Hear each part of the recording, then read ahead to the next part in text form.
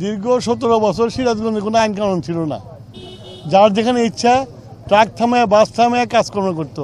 সিরাজগঞ্জ শহরটা একটা বিশৃঙ্খল শহরে রূপান্তরিত হয়েছে। আমি চেষ্টা করতেছি সিরাজগঞ্জ শহর একটা পরিষ্কার পরিচ্ছন্ন শহর এবং শৃঙ্খলাবদ্ধ শহর। সেই জন্য বাস স্ট্যান্ড, তারপরে তোমার ট্রাক স্ট্যান্ড সব আমি শহর থেকে বের করে নিয়ে আসতেছি। মানুষ শহর থেকে এসে এখান থেকে চলে যাবে।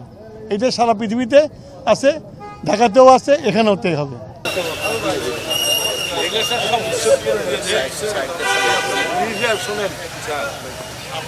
নাই রাস্তার গাড়ি থামায় তোমরা আরামসে প্যাসেঞ্জার তোলো আর মানুষ যাওয়ার মধ্যে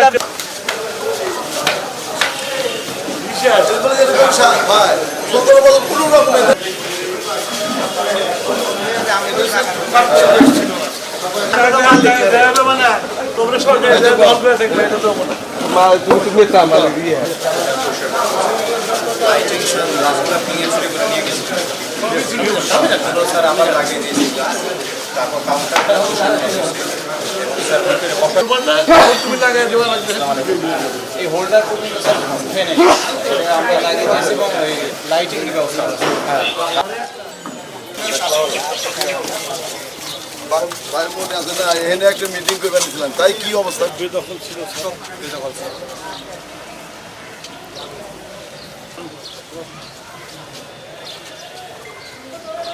এই জায়গাটা একটু উঁচু করতে হবে, তোমার করে মাটি ফিল আপ করে উঁচু করে বাচ্চা নেই, ওটা তো আমরা কাজ করি।